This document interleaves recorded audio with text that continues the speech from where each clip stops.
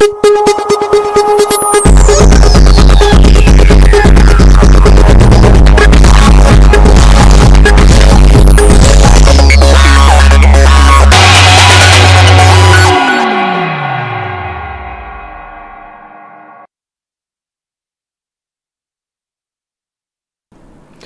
evening, Mayam Krumzari. Nasi notice dialogue term Mayam Gidamuta Putun Laxer topic as a call for fresh call if government formation fails Rameshwor Haivani. Kogi Kendra Emil Rameshwor Fundoki Wafum Sing the Kogi Kadigumbo Linga Simak Taragadi Shushodana fresh polama Tangai Fade Haivadoni Hai Wafum Sikogi Tobalda Paito Tangs in the Fantoki but Hormon the Manafundoki Wafum Sing the Tonga Wafum Sing I defising the Tenari Ba Aduga Huzik Manipur ge sahi ani makai helaglaba irang asi loishin bangamdana dairiba thengnariba khudung chado mayam loina hoji hoji kogi development ge thabak thoram kayamukta kogi masa gi lengak leijadaba namaram muraga haibadi pr lengak leibana maram muraga mupung phana kogi tender to phum thobosing tawdaba tongan tongan wafum kyam phum dokibagi manungsa nai kogi suksoi soidana lengak ama kogi athubudai khoi satliba sahi sigi December fawbada suksoi soidana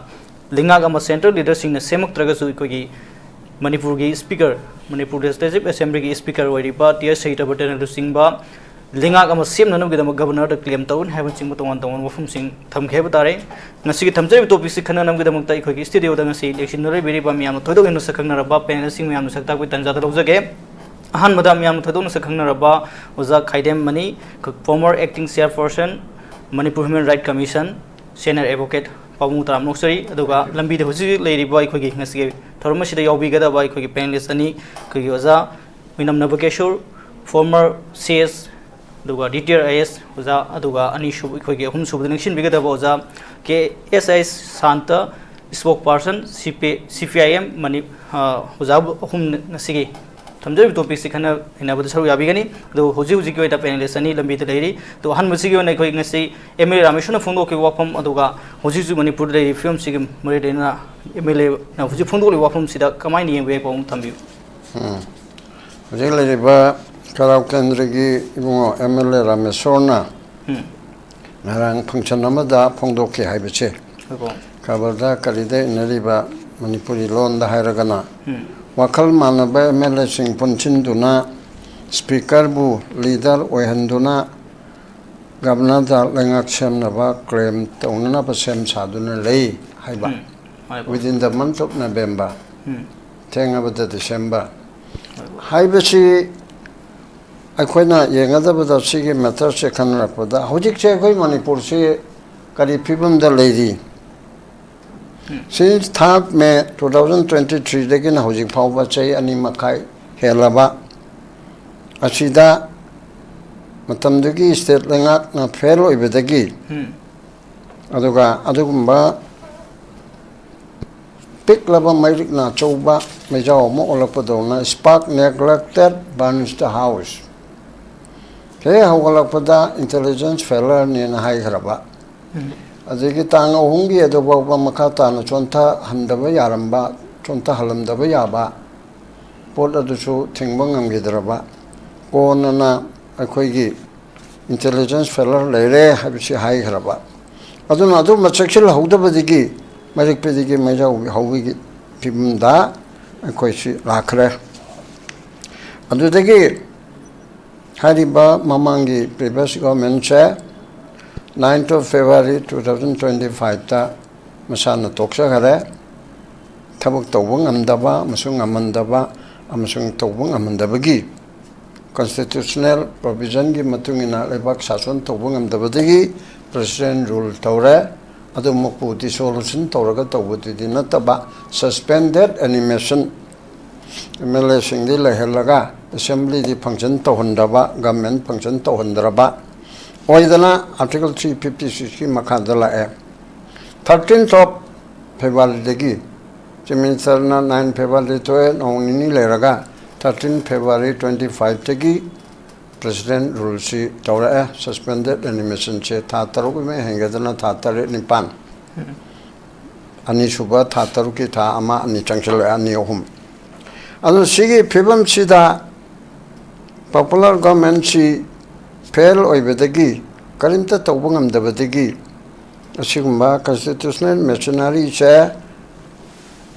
provision of the constitution gi matung ina thabuk tawbu ngamdabadigi president na power punamak loksin gare adudagi di huzike hairiba adugi pol oina mayamna lairiba popular government Shri Birena Lusingba government china thabuk tawbu ngamdrabadi ngamjadrabadi ngamandrabadi nupa thona thabuk tawbu ngamdrabadi kana kana gomana sanna sibigi pangkhakna haibigi mongda leiba taragadi to president mayamna pamagi draba asina bo hena paragani haibani ado president rule tu tawre ado gadi president rule tu so mayam tawnari ba chap chana action lokot pa hai kari lambi chapa yadaba yangadabani kari tongan tongana koki gi kangbu ana chochanpur da kangpokpi da ado ga tengnopon da leiraga mitaina valley khakta da leiba sigi mong chi yaroi haidana namdana any mong ama natraga mata tawraga tawgadaba poto madu tawdadana sum lakpa ase president rule na khara phagadra hairaga kai ki dana chelaga som okna baibido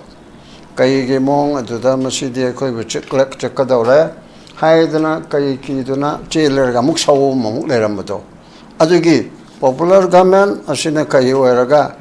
khoi ge president rule sina amuk sawomgi sawong chada adu laudana hingchai tamgi pot ado ani si kaidegi sawomda ondra la si malukta ani maktu to eraga dissolution tawraga president rule se pura complete adu dissolution assembly chi muthat leraga nong ni election tawgada 27 da bo oro tan 7 yauding da bo oro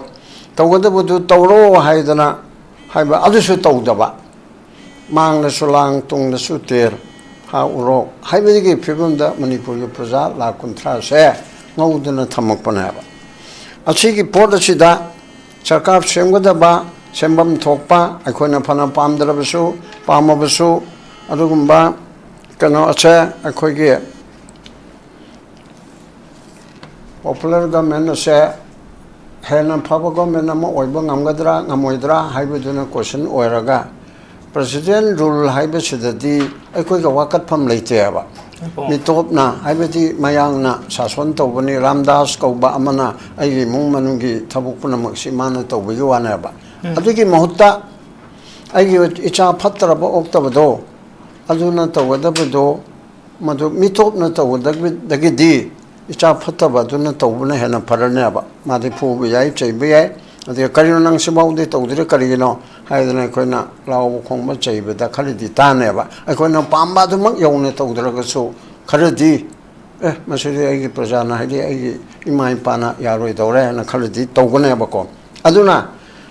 president rule si hangdo eraga anuba sarkar ha hana BJP gi leribe step si gi manungdani tawgada ripchine hena phabamak waraktarabasu kanaba khalidi legna ba chunglai le tabati khala le ba che kari tawni at least complaint to from mama koi wakat from mama thong thin pam mama le rani president rule di koi ge yo tha gar ba yo tum mama da ko pa na sum tha bu gum ne kante le ngar wa ba adu di koi ge government koi ge chai now adu phana okta ba phana phata bo ra ba su thong thelu ba di tar ni dona nang magana tawro ngamdra ga nang ge delhi da hairuro haidana takshan me yabo pot aduma oiba hanbada ane chubada assembly session opposition ruling koi la kuntra asi represent oriba roi na majati punam yauraba adugi migi assembly session se masi sang naina pamba yaba or at least amung to orso anirak to orso omuk to orso pamba yabagi khodong sabaduma lerani adu orabudi koi ge leiba praja mayamna pami basi foreign against debate taunadana adigi mayamsi motion pokatana calling attention chingba pokatana chingba mayamsi khananabigi prajagi grievance mayamse khananabigi khudong chaba ama phangi that means mayam ge wata pham ama oigena hariba aduna akhoi ge hujike hariba sida mitop na sason to dagi di mitowedi mayam machana sason to dagi di aigi patrabang sai so muk so haire isai naudo aduda mabu ꯀꯔꯤꯅꯣ ꯅꯪ ꯇꯧꯔꯤꯁꯦ ꯂꯥꯜꯂꯦꯗꯅ ꯆꯩꯗꯅ ꯊꯥꯡꯗꯅ ꯐꯨꯗꯅ ꯆꯩꯗꯅ ꯄ꯭ꯔꯃꯥꯟ ꯑꯃꯅꯤꯀꯣ ꯏꯃꯨꯡꯗ ꯄ꯭ꯔꯃꯥꯟ ꯇꯧꯔꯒ ꯑꯗꯨꯒꯨꯝꯕꯒꯤ ꯇꯧꯕꯗꯨꯅ ꯈꯖꯤꯛꯇꯪꯗ ꯑꯣꯏꯔꯕꯁꯨ ꯐꯅꯦꯅ ꯈꯜꯂꯦꯕ ꯑꯗꯨꯕꯨ ꯑꯗꯨꯒꯨꯝꯕ ꯁꯦꯝꯒꯗꯧꯔꯤꯕ ꯏꯆꯥ ꯏꯅꯥꯎꯗꯨꯅ ꯁꯥꯁꯣꯟ ꯄꯥꯏꯔꯒ ꯁꯦꯝꯒꯗꯧꯔꯤꯕꯁꯤ ꯄꯨꯡꯐꯥ ꯐꯔꯅꯤ ꯁꯔꯒꯒꯤ ꯅꯨꯡꯉꯥꯏꯕꯗꯧꯅ ꯑꯩꯈꯣꯏ ꯅꯨꯡꯉꯥꯏꯔꯅꯤ ꯍꯥꯏꯕꯒꯤ ꯋꯥ ꯅꯠꯇꯦ ꯑꯗꯨꯕꯨ ꯑꯦꯠꯂꯤꯁ ꯍꯥꯟꯅ ꯂꯩꯔꯝꯕ ꯄꯣꯄꯨꯂꯔ ꯒꯚꯔꯟꯃꯦꯟꯠ ꯑꯗꯨꯗꯒꯤ ꯈꯤꯇꯪꯗ ꯑꯣꯏꯔꯕꯁꯨ ꯍꯦꯟꯒꯠꯂꯛꯄꯗꯣ ꯃꯗꯨ ꯁꯨꯡꯂꯩ ꯂꯩꯇꯕꯗꯒꯤ ꯈꯔ ꯂꯩꯕꯅꯗꯤ ꯐꯩꯗꯅ ꯃꯔꯝꯗꯤ ꯄ꯭ꯔꯁꯤꯗꯦꯟ ꯔꯨꯜꯁꯤ ꯂꯣꯏꯁꯤꯜꯂꯒ ꯐ꯭ꯔꯦꯁ ꯏꯂꯦꯛꯁꯟ ꯇꯧꯔꯅꯤ ꯈꯣꯠꯂꯅꯤ ꯑꯗꯨꯅꯕꯨꯗꯤ ꯍꯦꯟꯅ ꯐꯩꯌꯦꯕꯀꯣ ꯑꯗꯨꯁꯨ ꯁꯦꯟꯇꯔꯅ ꯑꯩꯈꯣꯏꯒꯤ ꯃꯅꯤꯄꯨꯔꯒꯤ ꯄꯣꯂꯤꯇꯤꯁꯤꯌꯥꯟꯁꯤꯡꯅ ꯃꯅꯤꯄꯨꯔꯒꯤ ꯑꯦꯝ ꯑꯦꯜ ꯑꯦꯁꯤꯡꯅ ꯄꯥꯝꯕꯗꯨ ꯀꯔꯤꯝꯇ ꯇꯧꯕ ꯉꯝꯃꯣꯏꯗꯕꯅꯤꯅ ꯁꯦꯟꯇꯔꯅ ꯑꯗꯨꯝ ꯅꯝꯗꯅ ꯇꯧꯒꯗꯕ ꯄꯣꯠ ꯑꯃ ꯑꯣꯏꯕꯅꯤꯅ ꯑꯗꯨꯁꯨ ꯑꯩꯈꯣꯏꯅ ꯉꯥꯏꯕ ꯆꯨꯝꯗ꯭ꯔꯦꯕ ꯑꯗꯨꯅ ꯍꯧꯖꯤꯛꯀꯤ ꯑꯣꯏꯅ ꯒꯚꯔꯟꯃꯦꯟꯠ ꯑꯃ ꯁꯦꯝꯕꯁꯦ ꯁꯦꯝꯃꯨ ꯑꯩꯈꯣꯏꯅ ꯌꯥꯝ ꯇꯣꯏꯅ ꯍꯥꯏꯗꯅ ꯂꯥꯛꯈ꯭ꯔꯦꯕ ꯄ꯭ꯔꯁꯤꯗꯦꯟ ꯔꯨꯜꯁꯦ ꯍꯥꯟꯅꯒꯤ ꯒꯚꯔꯟꯃꯦꯟꯠꯇꯨꯅ ꯇꯧꯕ ꯉꯝꯗ꯭ꯔꯗꯤ ꯄ꯭ꯔꯁꯤꯗꯦꯟ ꯔꯨꯜꯅ ꯐꯒꯗ꯭ꯔꯥ ꯍꯥꯏꯅ ꯍꯥꯏꯔꯒ ꯁꯤꯁꯨ ꯆꯝꯐꯨꯠꯀꯨꯝꯕ ꯑꯣꯏꯔꯝꯃꯦ ꯉꯥꯏꯍꯥꯛꯇꯪ ꯀꯩꯅꯣ ꯇꯧꯕ ꯍꯥꯏꯕꯗꯣ ꯑꯗꯨꯅ ꯁꯤꯁꯨ ꯃꯄꯨꯡ ꯐꯥꯅ ꯇꯧꯕ ꯉꯝꯗꯕ ꯑꯣꯏꯔꯕꯅꯤ나 ꯇꯧꯅꯤꯡꯗ꯭ꯔꯕꯅꯤꯅ ꯑꯩꯈꯣꯏꯒꯤ ꯂꯩꯔꯤꯕꯁꯤꯗ ꯅꯣꯏꯒꯤ ꯃꯔꯛꯇꯒꯤ ꯇꯧꯒꯗꯕꯅꯤꯅ ꯀꯣꯡꯒ꯭ꯔꯦꯁꯅ ꯁꯦꯝꯕ ꯌꯥꯕ ꯅꯠꯇꯦ ꯑꯇꯣꯞꯄꯅ ꯁꯦꯝꯕ ꯌꯥꯕ ꯅꯠꯇꯦ BJPꯅ ꯂꯨꯆꯤꯡꯕ BJPꯒꯤ ꯁꯔꯀꯥꯔ ꯑꯃ ꯂꯩꯒꯗꯕꯅꯤꯅ ꯍꯣꯏ ꯇꯧꯒꯦꯔꯒ ꯇꯧꯔꯣ ꯁꯤꯅꯦꯕ ꯁꯔꯀꯥꯔ ꯁꯦꯝꯒꯗꯕ ꯁꯦꯝꯃꯣ ꯅꯣꯏꯅ ꯑꯗꯨꯝ ꯇꯧꯗꯅ ꯗꯦꯜꯂꯤꯗ ꯆꯠꯂꯒ ꯄ꯭ꯔꯥꯏꯝ ꯃꯤꯅꯤꯁꯇꯔ ꯑꯃꯁꯨꯡ ꯍꯣꯝ ꯃꯤꯅꯤꯁꯇꯔ ꯎꯅꯕ ꯆꯠꯂꯦꯔꯒ ꯆꯧꯀꯤꯗꯥꯔ ꯑꯃ ꯎꯅꯔꯒ ꯂꯥꯛꯄ ꯑꯩꯗꯣ ꯀꯅꯥꯅꯣꯝꯅ ꯍꯥꯏꯕꯗꯣ ꯑꯩꯈꯣꯏꯒꯤ ꯑꯗꯨꯒꯨꯝꯕ ꯀꯩꯅꯣꯗꯨ ꯒꯣꯕꯤꯟꯗ ꯅꯠꯇ꯭ꯔꯒ ꯑꯅꯤ ꯂꯥꯏꯗꯨ ꯎꯅꯅꯤ ꯈꯨꯔꯨꯝꯃꯨꯅꯤ ꯍꯥꯏꯅ ꯆꯠꯂꯒ ꯑꯗꯨ ꯅꯠꯇꯕꯗ ꯊꯣꯡ ꯁꯪꯕ ꯃꯤꯗꯣ ꯎꯅꯔꯒ ꯍꯜꯂꯛꯑꯦꯗꯅ ꯀꯅꯥꯒꯨꯝꯕꯅ ꯄ꯭ꯔꯃꯥꯟ ꯇꯧꯔꯤꯕꯁꯦ ꯄ꯭ꯔꯥꯏꯝ ꯃꯤꯅꯤꯁꯇꯔ ꯍꯣꯝ ꯃꯤꯅꯤꯁꯇꯔꯒꯤ ꯑꯦꯇꯦꯝ ꯇꯧꯔꯒ ꯅꯪꯒꯤ ꯁꯝꯕꯤꯠ ꯄ꯭ꯔꯇꯥ ꯎꯅꯔꯒ ꯑꯗꯒꯤ ꯀꯔꯤ ꯖꯦꯅꯔꯦꯜ ꯁꯦꯀ꯭ꯔꯦꯇꯔꯤ ꯁꯟꯇꯣꯁ ꯑꯗꯨ ꯎꯅꯔꯒ ꯂꯥꯛꯑꯦꯕ ꯄ꯭ꯔꯥꯏꯝ ꯃꯤꯅꯤꯁꯇꯔꯒꯤ ꯂꯦꯚꯦꯜꯗ ꯆꯠꯂꯤꯕꯅꯤꯀꯣ ꯍꯣꯝ ꯃꯤꯅꯤꯁꯇꯔꯒꯤ ꯂꯦꯚꯦꯜꯗ ꯅꯠꯇ꯭ꯔꯒ ꯄꯥꯔꯇꯤ ꯄ꯭ꯔꯁꯤꯗꯦꯟꯒꯤ ꯂꯦꯚꯦꯜꯗ ꯋꯥꯅ ꯆꯠꯈ꯭ꯔꯦꯔꯒ ꯄꯤꯛꯇ꯭ꯔꯨꯀꯥ ꯑꯃ ꯎꯅꯗꯅ ꯂꯥꯛꯈ꯭ꯔꯦꯕ ꯌꯥꯝꯅ ꯃꯤ ꯑꯣꯏꯗꯕ ꯑꯩꯈꯣꯏꯁꯦ ꯄꯨꯡꯍꯥꯠ ꯍꯥꯠꯂꯕꯅꯤꯅꯦ ꯃꯅꯤꯄꯨꯔ ꯍꯥꯏꯕ ꯈꯨꯟꯅꯥꯏꯁꯦ ꯒꯤꯅꯤꯁ ꯕꯨꯛ ꯑꯣꯐ ꯋꯥꯔꯜ ꯔꯦꯀꯣꯔꯗꯇ ꯌꯥꯎꯕ ꯌꯥꯕ ꯑꯣꯏꯔꯦꯕ ꯚꯥꯔꯠꯀꯤ ꯄ꯭ꯔꯙꯥꯟ ꯃꯟꯇ꯭ꯔꯤꯕꯨ ꯚꯥꯔꯠꯀꯤ ꯂꯩꯉꯥꯛꯀꯤ ꯈ꯭ꯋꯥꯏꯗꯒꯤ ꯃꯀꯣꯛꯁꯤꯕꯨ ꯃꯅꯤꯄꯨꯔꯒꯤ ꯂꯩꯉꯥꯛ ꯃꯀꯣꯛ chief ꯃꯤꯅꯤꯁꯇꯔꯅ council of ꯃꯤꯅꯤꯁꯇꯔꯅ MLAꯁꯤꯡꯅ including opposition ꯌꯥꯎꯅ ꯄꯨꯂꯞ ꯑꯁꯤꯅ ꯇꯣꯈꯥꯏꯅ ꯅꯠꯇ꯭ꯔꯒ ꯄꯨꯟꯅ ꯎꯅꯖꯒꯦ ꯍꯥꯏꯕꯁꯤꯗ ꯆꯍꯤ 2.5ꯁꯤꯗ ꯌꯥꯈꯤꯗ꯭ꯔꯕꯅꯦꯕ ꯃꯁꯤꯗ ꯁꯨꯝ ꯂꯩꯔꯤꯕꯅꯦꯕ ꯑꯩꯈꯣꯏꯁꯦ ꯑꯗꯨꯗꯒꯤ ꯌꯥꯝꯅ ꯏꯀꯥꯏꯅꯤꯡꯉꯥꯏ ꯑꯣꯏꯕ ꯑꯃꯅ ꯃꯅꯤꯄꯨꯔꯗ ꯃꯌꯥꯝꯁꯤꯅ ꯂꯥꯎꯕꯗꯒꯤ ꯏꯀꯥꯏ ꯈꯥꯡꯗꯒꯤ ꯀꯨꯝꯚꯀꯔꯅꯅ ꯉꯥꯛꯇꯪ ꯃꯤꯀꯞ ꯊꯣꯛꯂꯛꯄ ꯑꯗꯨꯃꯥꯏꯅ ꯍꯅꯨꯃꯥꯟꯅ ꯃꯤꯀꯞ ꯊꯣꯛꯍꯟꯕ ꯑꯗꯨꯃꯥꯏꯅ ꯇꯧꯕꯗꯒꯤ ꯉꯥꯛꯇꯪ ꯐꯥꯠꯂꯣꯅ ꯁꯦꯞꯇꯦꯝꯕꯔ 19 ꯂꯥꯛꯑꯝꯃꯤ ꯑꯗꯨꯁꯨ ꯀꯔꯤꯝꯇ ꯍꯥꯏꯔꯝꯗ꯭ꯔꯦ ꯂꯥꯏꯒꯤ ꯁꯣꯏꯗꯅꯕ ꯑꯗꯨꯗ ꯐꯣꯔꯃꯔ ꯆꯤꯞ ꯃꯤꯅꯤꯁꯇꯔ ꯑꯗꯒꯤ ꯃꯤꯅꯤꯁꯇꯔꯁꯤꯡ ꯑꯗꯨꯒ MLAꯁꯤꯡ ꯔꯨꯂꯤꯡ ꯑꯣꯄꯣꯖꯤꯁꯟꯒꯤ ꯔꯨꯂꯤꯡꯒꯤ ꯑꯗꯒꯤ ꯔꯨꯂꯤꯡ ꯄꯥꯔꯇꯤꯒꯤ ꯄ꯭ꯔꯁꯤꯗꯦꯟ ꯁꯦꯀ꯭ꯔꯦꯇꯔꯤ ꯀꯅꯥꯒꯨꯝꯕ ꯑꯝꯇ ꯎꯅꯔꯝꯗꯕ ꯑꯗꯨꯒꯤ ꯑꯦꯄꯣꯏꯟꯃꯦꯟꯠ ꯄꯤꯗꯕ ꯑꯗꯨꯒ ꯍꯥꯏꯔꯤꯕ ꯃꯅꯤꯄꯨꯔꯒꯤ ꯍꯥꯟꯅꯒꯤ ꯆꯤꯞ ꯃꯤꯅꯤꯁꯇꯔ ꯑꯃꯁꯨꯡ ꯀꯥꯎꯟꯁꯤꯜ ꯑꯣꯐ ꯃꯤꯅꯤꯁꯇꯔ ꯂꯩꯔꯤꯕ ꯃꯌꯥꯝꯁꯤꯅ ꯎꯅꯒꯦ ꯍꯥꯏꯗꯅ ꯇ꯭ꯔꯥꯏ ꯇꯧꯕꯒꯤ ꯋꯥꯐꯝꯁꯨ ꯂꯩꯇꯕ ꯁꯦ ꯐꯣꯔ ꯑꯦꯛꯖꯥꯝꯄꯜ ꯈꯨꯃꯟ ꯂꯝꯄꯥꯛꯇ ꯀꯩꯅꯣꯗ ꯀꯪꯂꯥꯗ ꯃꯤꯐꯝ ꯇꯧꯔꯦ ꯄ꯭ꯔꯥꯏꯝ ꯃꯤꯅꯤꯁꯇꯔꯒꯤ ꯃꯌꯥꯝ ꯃꯃꯥꯡꯗ ꯐꯝꯃꯦ ꯑꯁꯤꯗ ꯃꯅꯥꯛꯇ ꯆꯪꯁꯤꯜꯂꯒ ꯃꯥ ꯑꯣꯛꯄ ꯑꯣꯏꯗꯅ ꯅꯪ ꯆꯤꯞ ꯃꯤꯅꯤꯁꯇꯔ ꯑꯣꯏꯔꯝꯕ ꯅꯠꯇ꯭ꯔꯒ ꯀꯦꯕꯤꯅꯦꯠ ꯑꯣꯏꯔꯝꯕ ꯅꯠꯇ꯭ꯔꯒ MLA ꯅꯣꯏ ꯆꯪꯕ ꯌꯥꯗꯦꯅ ꯀꯅꯥꯅ ꯊꯤꯡꯗꯣꯏꯅꯣ ꯄ꯭ꯂꯦꯠꯐꯣꯝꯗꯨꯗ ꯀꯥꯈꯠꯂꯒ ꯂꯩ ꯄꯔꯦꯡ ꯑꯃ ꯇꯧꯔꯒ ꯁꯥꯔ ꯍꯥꯏꯗꯅ ꯅꯪ ꯃꯅꯤꯄꯨꯔꯗ ꯂꯥꯛꯄꯁꯤ ꯅꯨꯡꯉꯥꯏꯔꯦ ꯅꯪ ꯋꯦꯜꯀꯝ ꯇꯧꯕꯗ ꯀꯅꯥꯅ ꯊꯤꯡꯗꯣꯏꯅꯣꯕ ꯑꯗꯨꯐꯥꯎꯕ ꯇꯧꯕ ꯉꯝꯖꯗ꯭ꯔꯦꯕ ꯍꯥꯏꯗꯤ ꯄ꯭ꯔꯥꯏꯝ ꯃꯤꯅꯤꯁꯇꯔꯅ ꯀꯅꯥꯝ ꯀꯥꯍꯜꯂꯛꯀꯅꯨ ꯍꯥꯏꯕ꯭ꯔꯥ ꯌꯥꯝꯅ ꯃꯑꯣꯡ ꯇꯥꯗ꯭ꯔꯦꯅꯦ ꯑꯩꯈꯣꯏꯒꯤꯁꯦ ꯑꯩꯈꯣꯏꯒꯤ ꯈꯨꯟꯅꯥꯏꯁꯦ ꯄꯨꯡꯂꯣꯏ ꯂꯣꯏꯔꯕꯅꯤꯅꯦ ꯑꯩꯈꯣꯏꯒꯤ ꯈꯨꯟꯅꯥꯏꯁꯤꯃꯨꯛ ꯃꯑꯣꯡ ꯇꯥꯗꯕ ꯄꯣꯠ ꯑꯁꯤ ꯂꯩꯔꯦꯕ ꯃꯔꯝ ꯑꯗꯨꯅ ꯑꯗꯨꯒꯨꯝꯕ ꯃꯑꯣꯡ ꯇꯥꯗꯅ ꯂꯩꯔꯕ ꯈꯨꯟꯅꯥꯏ ꯑꯃ ꯑꯣꯏꯔꯕ ꯑꯁꯤꯗ ꯍꯟꯗꯛ ꯃꯌꯥꯝꯁꯤꯅ ꯍꯥꯏꯕꯁꯦ ꯁꯔꯀꯥꯔ ꯁꯦꯝꯒꯦꯔꯒꯅ ꯁꯦꯝꯃꯣ ꯉꯝꯗ꯭ꯔꯒꯅ ꯇꯣꯛꯑꯣ ꯍꯥꯏꯅ ꯍꯥꯏꯕꯁꯤꯗ ꯎꯆꯤꯟꯅꯆꯤꯟꯅ ꯉꯔꯥꯡꯁꯦ 이봉로 라메쇼 가이라우기 MLA나 스피커스 야우버 펑션 아마다 아이코에 나베모 타시기 만ung다 सरकार 세먼들어가디 스피커부 아이코기 리더 칼러가 सरकार 세메게 하이드네 스테이크 클레임 타오라니 시나 सरकार 세메기 포지션디 칼릴레 ꯑꯩꯅ ꯃꯌꯥꯝꯗ ꯍꯥꯏꯐꯦꯠꯇꯪ ꯅꯤꯡꯁꯤꯡꯖꯕꯗ ꯄ꯭ꯔꯁꯤꯗꯦꯟ ꯔꯨꯜ ꯇꯧꯔꯤ ꯄ꯭ꯔꯁꯤꯗꯦꯟ ꯔꯨꯜꯁꯦ ꯍꯥꯡꯗꯣꯛꯀꯗꯕꯅꯤ ꯁꯦꯟꯇꯔꯅ ꯁꯔꯀꯥꯔ ꯁꯦꯝꯃꯒꯦ ꯍꯥꯏꯔꯕꯗꯤ ꯁꯦꯝꯒꯗꯧꯔꯤꯕ ꯅꯨꯃꯤꯠꯇꯨꯗ ꯅꯠꯇ꯭ꯔꯒ ꯄꯨꯡꯈꯥꯏ ꯑꯃ ꯋꯥꯠꯂꯤꯉꯩꯗ ꯄꯨꯡ ꯑꯃ ꯋꯥꯠꯂꯤꯉꯩꯗ ꯄ꯭ꯔꯁꯤꯗꯦꯟ ꯔꯨꯜꯁꯤ ꯔꯤꯚꯣꯛ ꯇꯧꯔꯒꯗꯕꯅꯦꯕ ꯀꯦꯕꯤꯅꯦꯠꯅꯀꯣ ꯁꯤꯗꯤ ꯄꯥꯔꯂꯤꯌꯥꯃꯦꯟꯒꯤ ꯗꯔꯀꯥꯔ ꯆꯪꯗꯦꯕ ꯀꯣꯟꯅ ꯇꯧꯔꯁꯨ ꯑꯗꯨꯅ ꯁꯦꯟꯇꯔꯅ ꯁꯦꯝꯃꯣ ꯍꯣꯡꯕ ꯆꯥꯎꯕ ꯅꯪꯅ ꯆꯤꯃꯤꯠ ꯑꯣꯏꯗꯅ ꯋꯥꯁꯛꯑꯣ ꯍꯌꯦꯡ ꯋꯥꯁꯛꯄ ꯇꯥꯔꯗꯤ ꯍꯥꯏꯔꯒ ꯉꯁꯤꯒꯤ ꯅꯣꯡꯉꯥꯜꯂꯝꯗꯥꯏꯗꯒꯤ ꯄꯤꯌꯥꯔꯁꯤ ꯂꯧꯊꯣꯛꯑꯦ ꯔꯤꯚꯣꯛ ꯇꯧꯔꯦ ꯑꯅ ꯍꯥꯏꯒꯗꯧꯔꯤꯕꯅꯦꯕ ꯑꯗꯨꯅ ꯃꯌꯥꯝ ꯀꯅꯥꯒꯨꯝꯕꯅꯗꯤ ꯁꯔꯀꯥꯔ ꯁꯦꯝꯅꯤꯁꯨ ꯄ꯭ꯔꯁꯤꯗꯦꯟ ꯔꯨꯜ ꯂꯩꯔꯤꯉꯩꯗ ꯁꯦꯝꯕ ꯌꯥꯕ꯭ꯔꯥ ꯑꯗꯨ ꯅꯠꯇꯦ ꯁꯔꯀꯥꯔ ꯁꯦꯝꯃꯤꯒꯦꯗꯤ ꯄ꯭ꯔꯁꯤꯗꯦꯟ ꯔꯨꯜꯗꯨ ꯔꯤꯚꯣꯛ ꯇꯧꯗꯣꯔꯤꯕꯅꯤ ꯑꯗꯨꯅ with the knowledge of the centre ꯍꯧꯖꯤꯛ ꯂꯩꯔꯤꯕꯁꯤꯗꯤ ꯁꯦꯟꯇꯔꯅ ꯁꯦꯝꯃꯣ 하이드나 리더가 간다는 코타나 더러보이디 스테이크 클레임 도가다바 니미투다 오 노모 와링이다 프레시덴트 룰스로투 에 하이도림나 아도 하이리바 포르투다 Article 164 of the Constitution of India asigi wanda governor na chief minister appoint tawba ngami mana khangani haibani maduna chumnegi chawrakpa constitution gini karamna khangani haibedudi manungda muk leire 하이베 MLA 카리부 홈푸시기 메조리티 오이버 파티 나트라가 아마타노 오이드라가노 파티즈 마얌 아두기 아푼 바드는 콘트라데기 아마이 헬라바 메조리티 오이라바 마두기 리더도 홍마 차우바니 하이드는 가브는 아테 NPP 아두기 NPA 아두가 JDU 레이리브 마얌시 칼pun칠라가 모이그 쿤타룩 kumбана support tawi hain tai aduga atopa khodi free discussion niko atopa da hani ge former chief minister da manga taruk ama support tawi hain tai aduga mari manga kumba ma neutral da ade masama samang chu chief minister oining ba mi le su le trap su aduga either side te yaw bana ta ba amana ta wedab di pulap changi da uni adugum bagi amaga lei haidana tai ta baniko siga ai si subject to correction aina khangbanate mokhoi taunariba khonariba singsida hairiba pot adugi matungina adul budi hojikisda Rameshwor na hairiba sida base obanina mana sida November gi manungda center na tawbiro o haibani tawraktragadi November hek loibada umbara ma haise November thasida government semdrabadi haiba speaker bu leader kale haidana moisina kala chawo force ma haibi matungina tawraga governor chalaga 164 1sida sir aikoi leriba BJP gi amsuma sibu sogaliba mayam si pullaga aikoi kunga tarukse asi leire aduna sarkar chamjage haiba marilinaba dakalibu central government gi kanodu lobiro hairaga tauba aduga aduda governor na chemo haibidi ngamoy karigunda president rule loktok tribunina aina khanbada ai sanda aina sagatchabani governor na parano na haribdo ai hayang ma hore maksemo haibung amde ai center da refer toge araga am sahada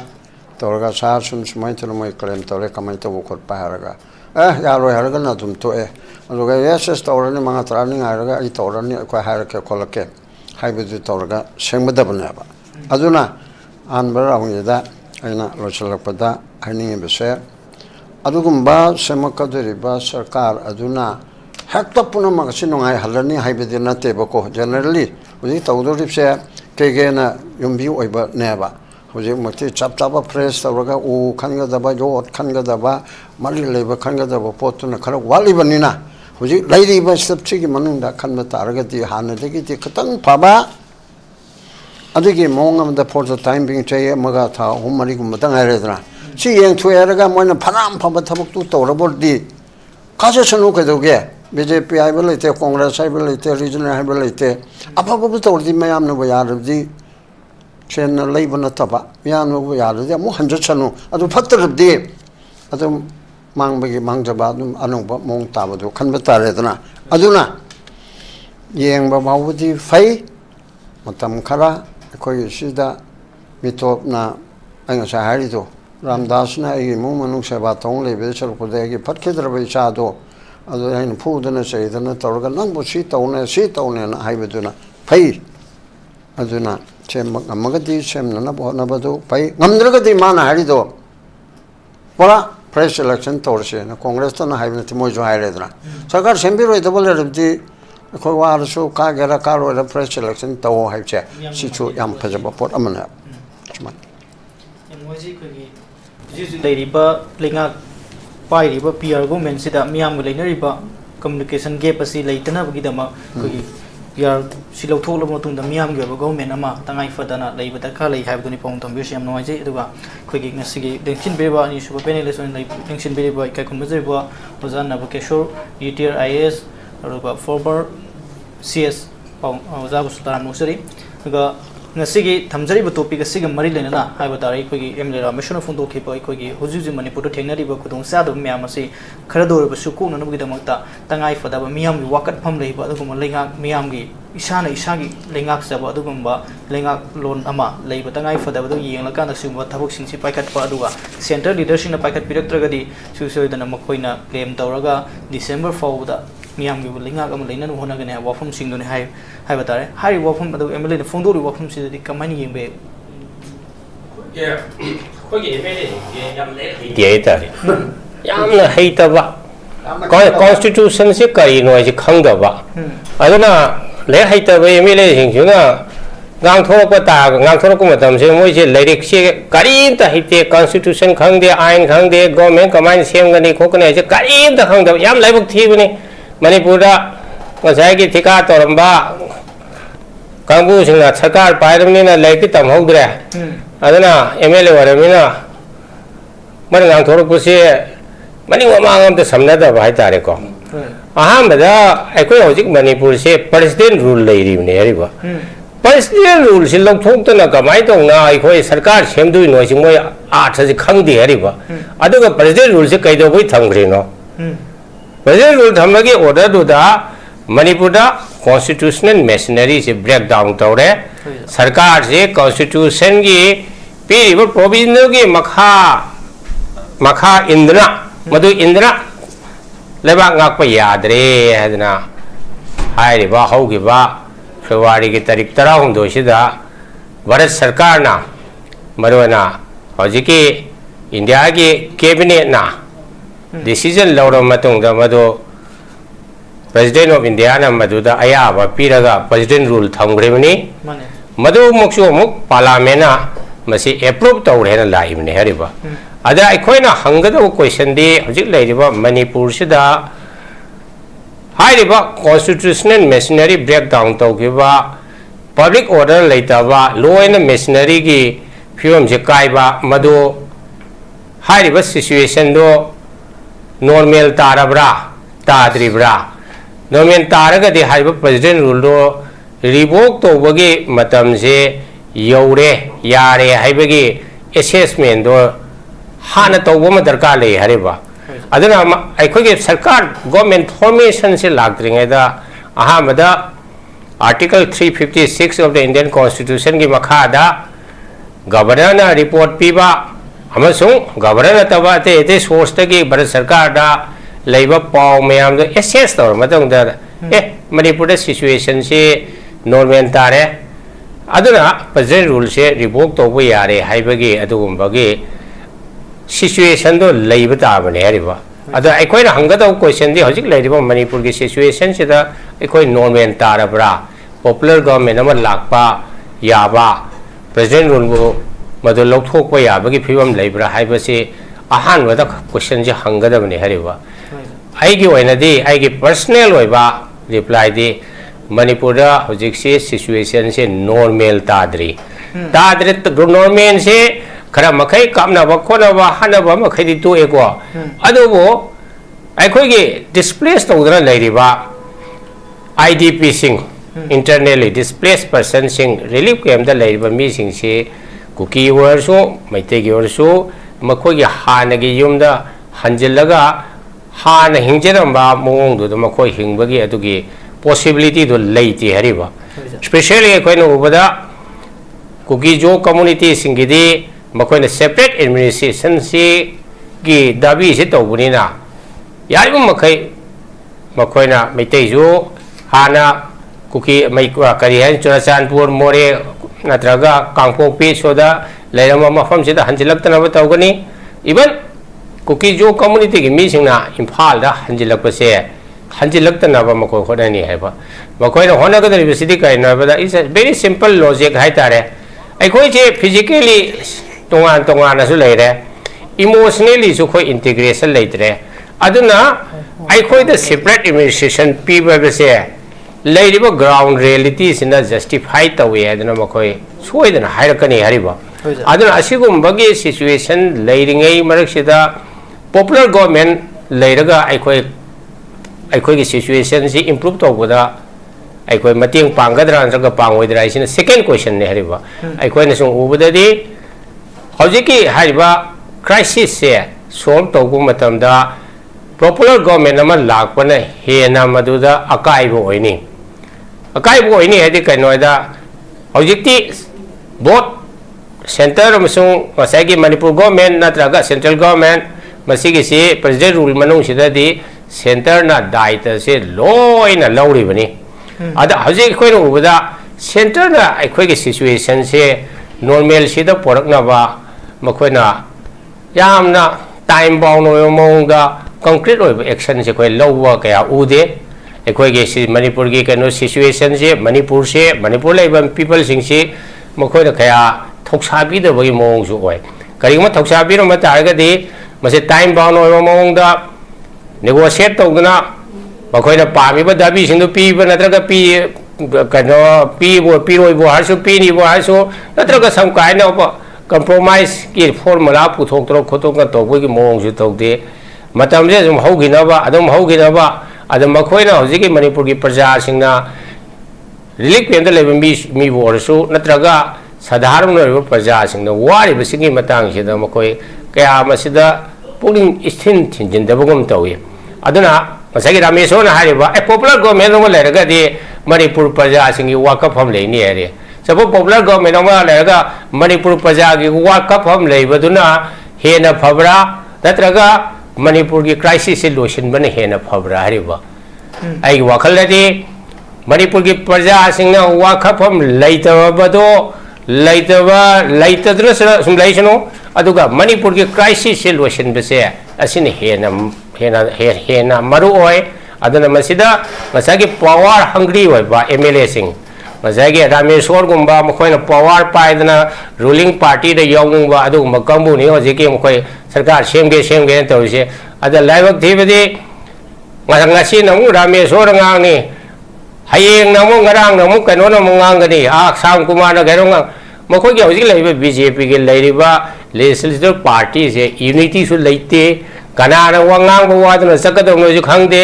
ngang मागी निंग तंबा वा कसागी प्रजा सिंगदा अखोइ honorary सरकार same पामी खोले हाबगे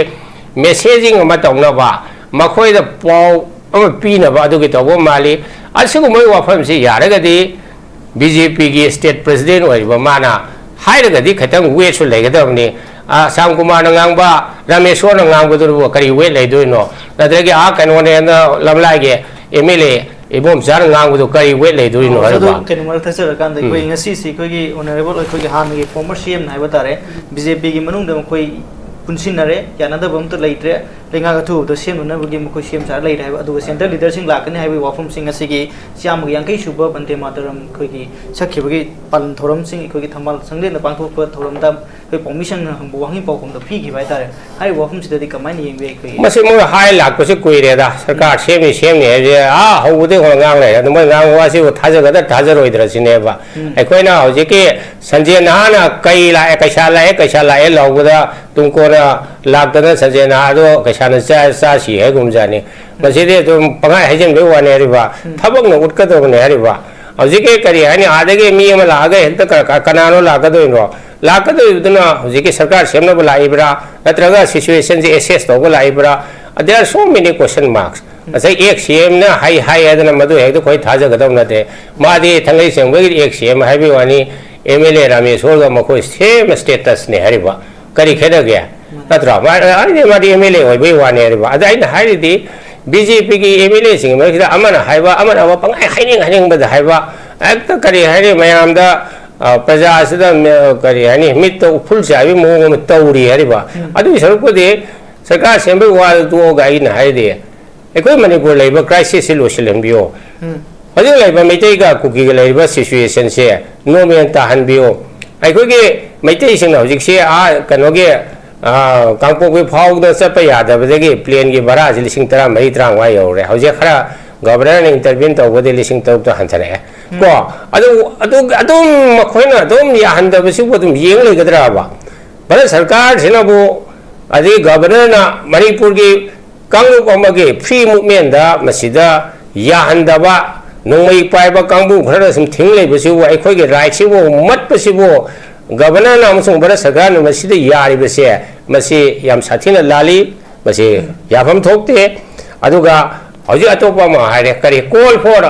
करी हाइने fresh पोल तौरसे हारे fresh पोल तौरे खरसे अनोब सरकार अम लाए खरसे बको mothers Manipur हजू क्राइसिस से solve तौबो ngudra ngamo yariba because manipur crisis se hojikti is a beyond manipur government ne manipur government ge mage ambit legidre mage jurisdiction da legidre purview da legidre hariba masige situation se masige result of se Bharat सरकार की खुद लेग्रबने हरिबा अदना so long as अदना press election तौना सु problem solve तौरोय अदना अखोइना प्रेस तौगदबदी मरवाने बीजेपी की एमएलए ने प्रेस तौगदबदी भारत सरकार मोय चलगा अखोइ मणिपुर क्राइसिस लोशन बियो हाइना प्रेस तौगदबनी अदना तबदा कोई सरकार सेमगने खोकने तौसिदी मसिदी याम साथीना आइन खंगदबा गसैगी पॉलिटिक्स के नॉलेज या वाट माले ने अहम राउंड से माइ थमजगे याम नोइसे खोगी लेरेबु कंस्टिट्यूशन की मतुंगिना पीआर लेरिंगी खोगी मनुंगसिदा सस्पेंडेड एडमिनिस्ट्रेशन लेरिंगी मनुंगसिदा गवर्नमेंट क्लेम तौरिबसी लेंगा कुसिंग असी की मखोगी करी वखलोन हाइबदु खोई अंगा को फोंदोपनी ओदा याम नोइजे दुगा खोगी नि सुबो राउंड हाइबो तारे खोगी नसिगिस राउंड अहुम लेगनी खोगी पेनेलिस्ट अमा मसांग अमुक्त लंबी दे हन खराय बतारे ओदा अदुना खोई नि सुबो राउंड हाइबो तारे सुबो राउंड से लाक्सनिंग इसे नै खोगी जिकी हाइफेट ओजा नबकेश्वर दस लाख से खेबे कोई मंदे मतरम की सगी सक पहु खेबे की चामु यांकई सुबो थोरम पांगथोपगे थोरम दाई कोई पाउमी सिंह हंगबा हाइबा तारे कोई एन बिरेन सिंह दा हंगबा मतम दा कोई रामेश्वर फोंदोलि वाफम मसिदा कदाई फोबा सेटबरटरशिप मखोय मैम यानारो हंग मतम दा मसिदि पर्सनल ओपिनियन ने मसिदाइबु कमेंट पिहन बिगनु सिदि कोई मसागे पर्सनल ओपिनियन हाइबा बीजेपी के एमएलए सिंह पुनसिनरे लेंगाक सेमबदा अमतोनी यानाबगी फिल्म द लेरे हाइबा अदुबु नसागी लीडर की मतांगदि कमेंट तौनिंगदबा ले मसिना फोंदोंनि वाफम से खोय मखोगी मरक्ता लीडरशिप के क्राइसिस अदुम लेरी हाइबदुनि म्यामना उनारि बसे दो सिकी फॉर्मर सीएम न फोंदोलि वाफम अदुगा मागना फोंदो उयाखिदबा परमिशन हम वाहन द फोंदो उयाखिदबा अदु मागनादि कोगी अमतोनि पुनसिनरे हाइबनि सिंह वाफम दि थमली हाइ वाफम से कमाई येंबेबो होजे सा हागिबदुनि बीजेपी के